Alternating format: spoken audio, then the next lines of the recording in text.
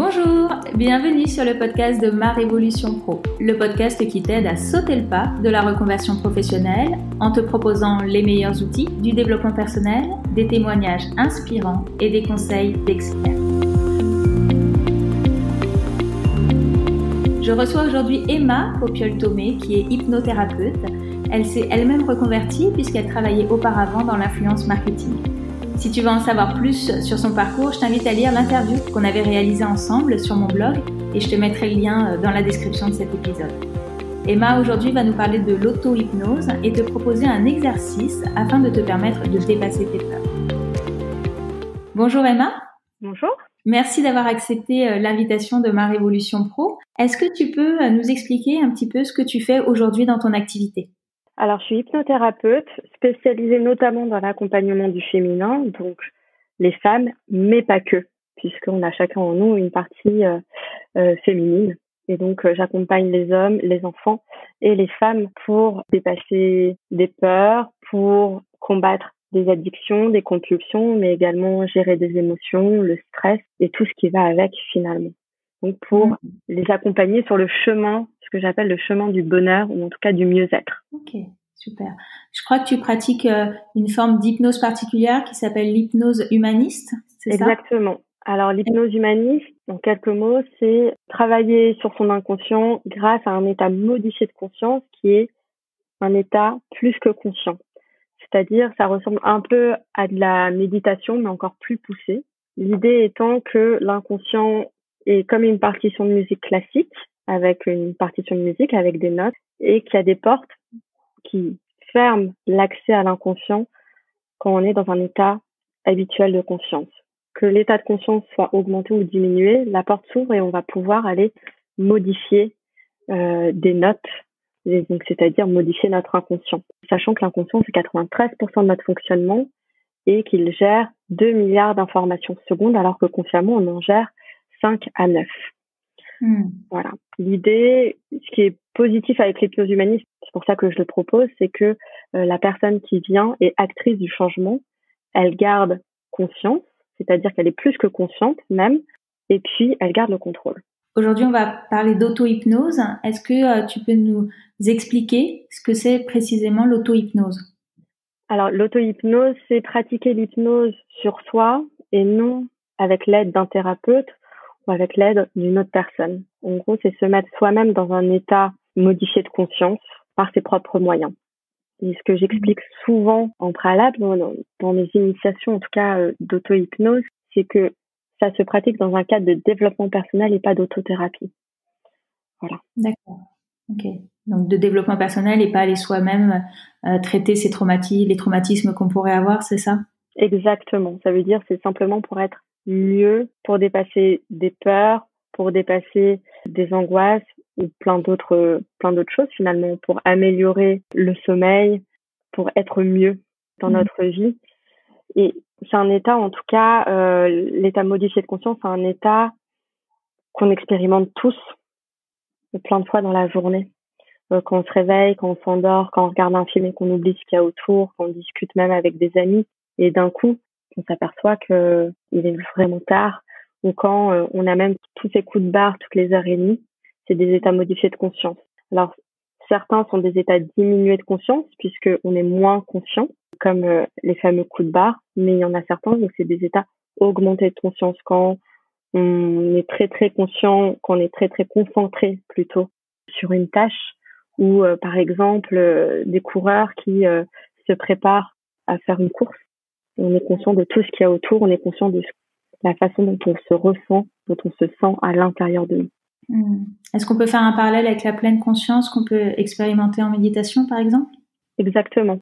Les inductions, donc c'est le processus qui nous permet d'être en état augmenté de conscience, ressemble un peu à la méditation, sauf qu'en auto-hypnose et en hypnose humaniste, on va aller encore plus loin pour atteindre un état modifié de conscience.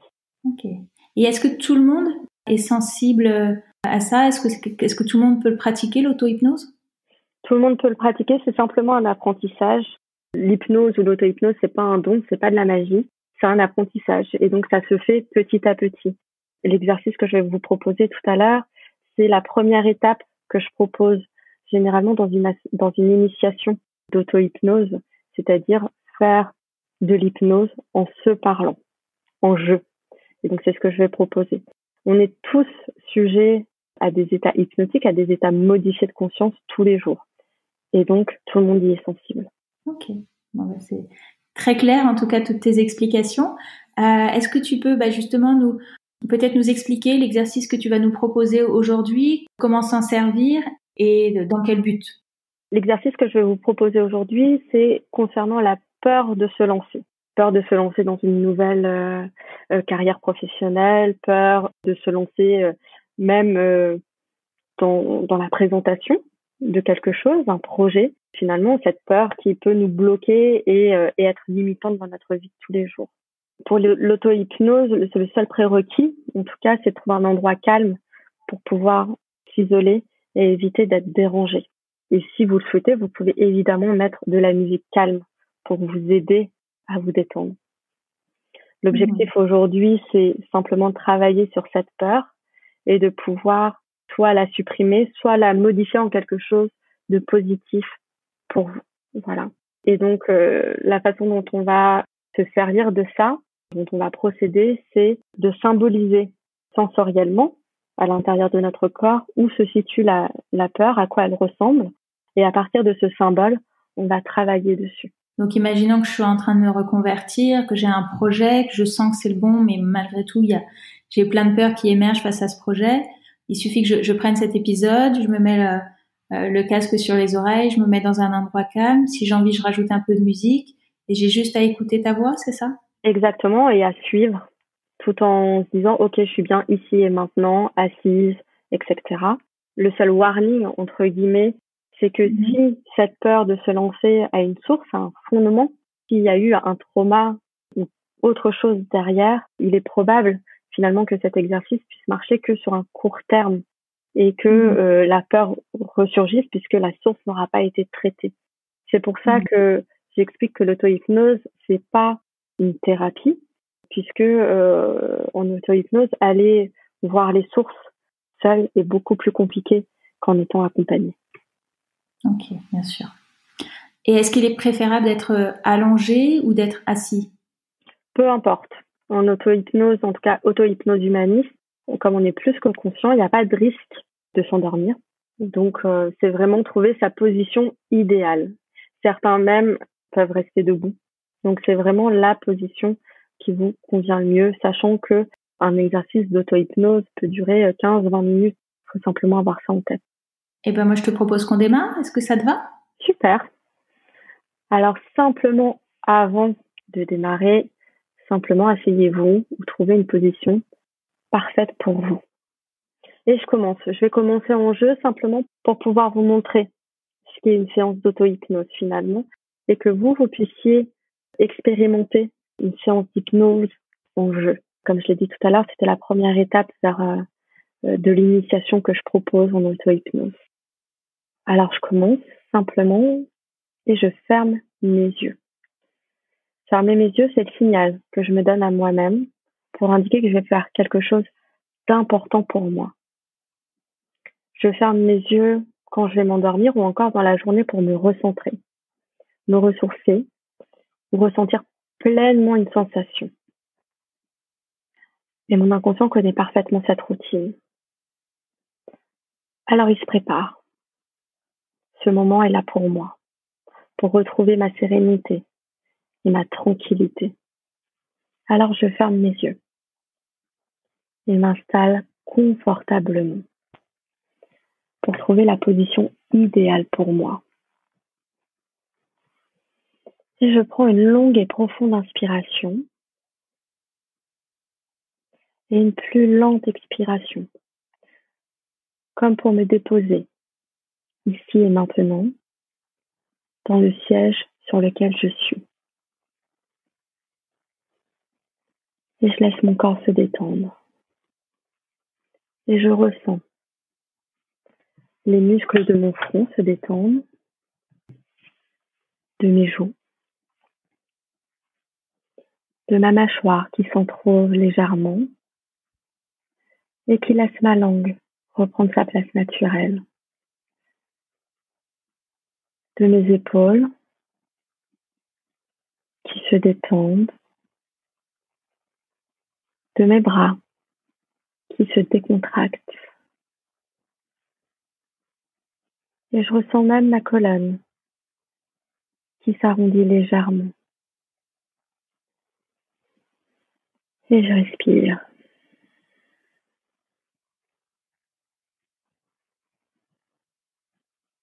Et je prends quelques profondes inspirations. Et mentalement, je suis le parcours de l'air qui monte par mes narines, descend pour atteindre ma trachée et atteindre mes poumons. Et à chaque expiration, je sens l'air faire le chemin inverse. Cet air qui monte pour atteindre ma trachée et descend pour atteindre mes narines et aller à l'extérieur. Alors je peux prendre conscience à chaque inspiration et à chaque expiration de mes poumons qui se remplissent d'air et se vident. De ma cage thoracique qui s'ouvre à chaque inspiration et se referme à chaque expiration.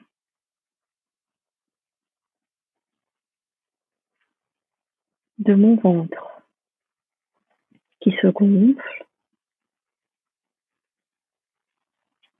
et se dégonfle. De mes épaules également qui montent et qui descendent au rythme de votre propre respiration, au rythme de ma propre respiration. Et je prends conscience également à chaque inspiration de mes bras qui montent et qui descendent à chaque expiration.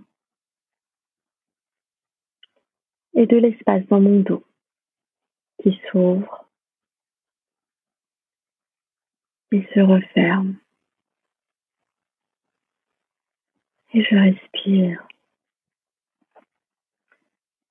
Et désormais, je prends le temps pour remarquer toutes ces petites choses que je ne remarque pas d'habitude. Je sens que certaines parties de mon corps peuvent être plus légères et d'autres plus lourdes. Et c'est OK. Je ressens certaines tensions qui peuvent disparaître. Et c'est normal. Je note simplement le contact de l'air sur mon corps, de la température de l'air, mais également de sa densité. Parce que je sais que l'air a au minimum 50% d'eau, il peut aller jusqu'à 90-95%. Alors sa densité change. Et je pose simplement ma conscience dessus. Et je visualise au travers de mes paupières fermées la luminosité autour de moi. Cette luminosité peut avoir une intensité particulière, une couleur, former des halos ou former des formes simplement sur mes paupières fermées. Et toujours au travers de mes yeux fermés, je me projette dans la pièce dans laquelle je suis. J'imagine les meubles qui m'entourent, les bibelots, les vêtements. Et je prends le temps.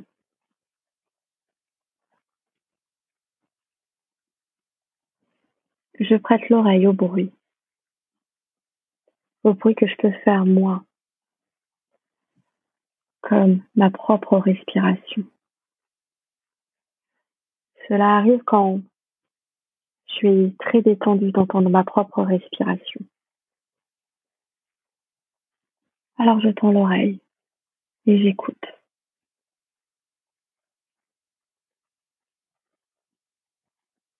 Et puis je distingue les bruits autour de moi.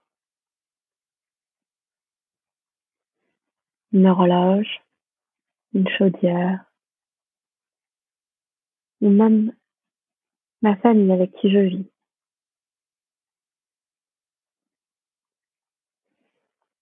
Et tout en étant ici, sur mon fauteuil, je vais encore plus loin. J'étends mon audition. Je l'étends à l'extérieur de chez moi. Et j'entends mes voisins. J'entends leurs pas, leurs discussions peut-être. J'entends des passants, des voitures. Je peux peut-être même apprécier le chant des oiseaux. Et simplement je respire et je profite de ce moment.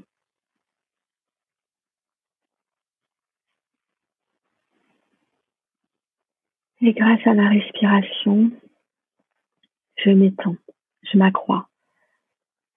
Je m'accrois pour aller tout en restant ici, sur mon fauteuil, juste en dehors de chez moi.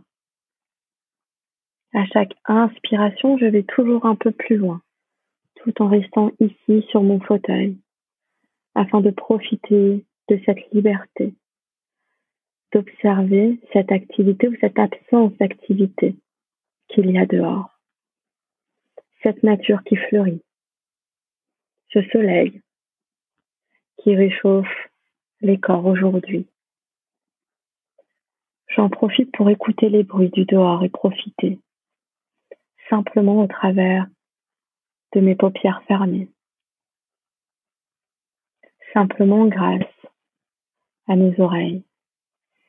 Peut-être même que je peux imaginer une odeur particulière. Alors je prends quelques grandes respirations pour pouvoir me ressourcer, pour prendre avec moi ce sentiment de liberté, de légèreté, de joie et de tranquillité que je peux ressentir là et maintenant, en étant dehors et en même temps ici, assise sur mon fauteuil.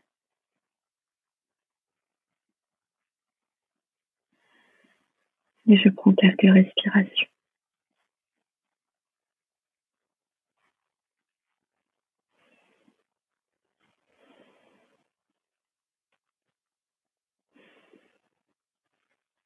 Et quand ce sera le bon moment pour moi, je vais simplement repenser à ma peur de me lancer dans une nouvelle carrière professionnelle, de ma peur de me lancer sur un projet, simplement de me lancer. Je la ressens à l'intérieur de mon corps. Où a-t-elle lieu? Quelle est la sensation que je ressens? Est-ce que je ressens comme un boulet dans mon estomac, un étau au niveau de mes épaules, une boule dans la gorge? Je la décris symboliquement. Et si c'est trop compliqué pour moi, dans un premier temps, je peux simplement ressentir la sensation. Où cette peur se situe. Quelle est la sensation? Et comment je peux la représenter?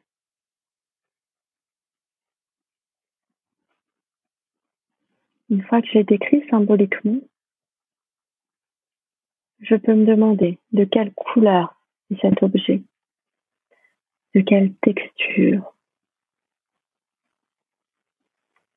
Est-ce que c'est froid?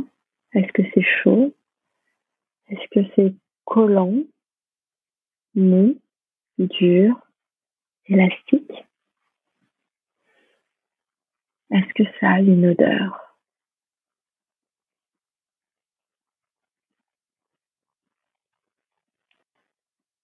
Puis puis une fois que je visualise ce symbole, que je le visualise, que je l'imagine, je me demande ce que je souhaite en faire. Est-ce que je souhaite le supprimer ou est-ce que je souhaite le transformer en quelque chose de bon pour moi et positif?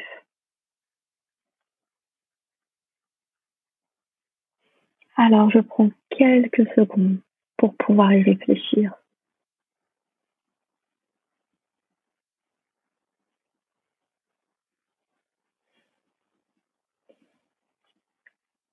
Et si je souhaite le transformer en un symbole bon et positif pour moi, je m'imagine prendre sur le côté droit, le côté gauche, une baguette magique. Je peux évidemment faire les gestes, mais je peux simplement imaginer les faire. Et c'est OK. Je prends cette baguette magique et à 3, je transforme ce symbole en un nouveau symbole bon et positif pour moi. Sans déjà réfléchir à ce que cela va avoir comme apparence, sans avoir d'idées préconçues. Alors on y va. Alors j'y vais. À 3. 1, 2 et 3. OK. À quoi ressemble ce symbole désormais? Est-ce qu'il est parfait pour moi? Ou est-ce que je peux le rendre encore plus parfait? Si je peux le rendre plus parfait, je prends le temps pour faire toutes les modifications nécessaires à cela.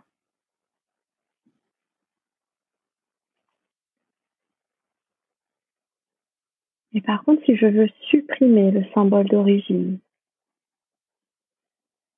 je peux me demander s'il est relié à quelque chose à l'intérieur de moi ou si je peux le sortir simplement de mon corps sans aucun souci. S'il y a des liens, j'imagine trouver sur ma droite ou ma gauche une paire de ciseaux et j'imagine couper ces liens pour sortir le symbole de moi.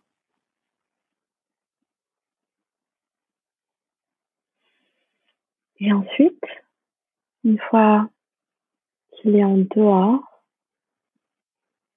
et je prends le temps pour le sortir. Celui-ci peut être lourd ou encombrant. Je vais le jeter derrière moi. Derrière moi, c'est le symbole du passé. Alors à 3, je le jette. 1, 2 et 3. OK. OK, il est vraiment, vraiment derrière moi. Alors je peux me demander si je souhaite le remplacer par un symbole bon et positif pour moi. Est-ce que là, c'est OK pour moi ou est-ce que je préfère rajouter un symbole bon et positif pour moi si je le souhaite? Je prends la baguette magique qui est située sur ma droite ou ma gauche et à 3, je crée sans avoir d'idée préconçue un symbole bon et positif pour moi. Alors on y va. 1, 2 et 3. OK. À quoi ressemble ce symbole? Est-ce qu'il est parfait pour moi? Ou est-ce que je peux le rendre encore plus parfait? Si oui, je prends le temps de faire toutes les modifications nécessaires pour le rendre parfait. Je peux lui rajouter des paillettes, je peux lui rajouter de la lumière, je peux lui rajouter même une odeur.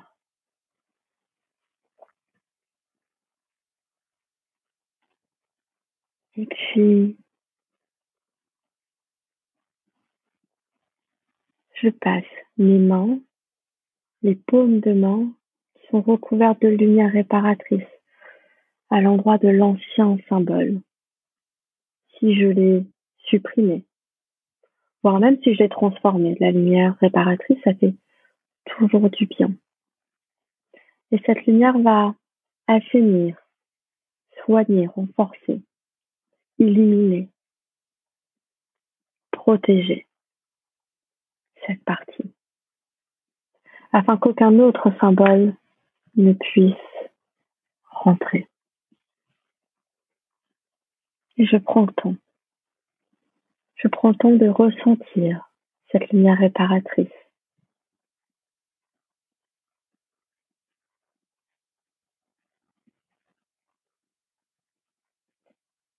Et ce symbole que je viens de créer, si j'ai souhaité créer un nouveau symbole bon et positif pour moi, je vais le transformer à 3 en lumière, afin de le réintégrer en inspirant cette lumière et ressentir se réintégrer à l'endroit de l'ancien symbole. À 3, je le transforme en lumière. 1, 2 et 3. Et j'inspire cette lumière afin de le réintégrer à l'intérieur de moi. Ok. Et je prends le temps d'inspirer toute la lumière.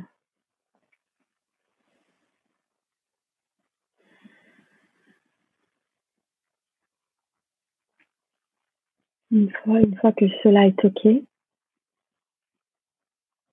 j'exprime en une phrase simple ce que je viens de faire. Pour moi, c'est j'ai supprimé ma peur. Peut-être même, j'ai transformé ma peur en une lumière de sérénité.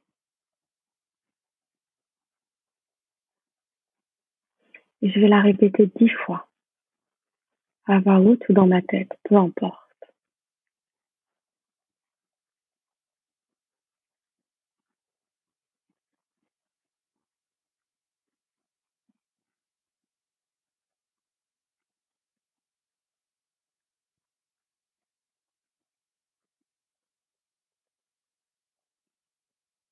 Ok. Et je me demande quelle était la fois la mieux pour moi, celle qui m'a procuré le plus d'émotions positives. Peut-être que c'était la 9e, peut-être que c'était la 10e, peut-être que c'était la première.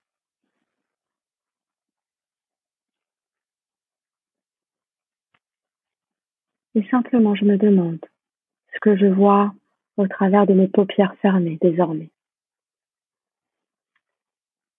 Cette image, c'est un peu mon fond d'écran mental. Alors, si l'image que je vois me plaît, c'est parfait. Sinon, je peux la changer et en mettre une qui me fait du bien, qui peut être en lien avec un souvenir ou pas du tout, peu importe. Une image parfaite pour moi aujourd'hui.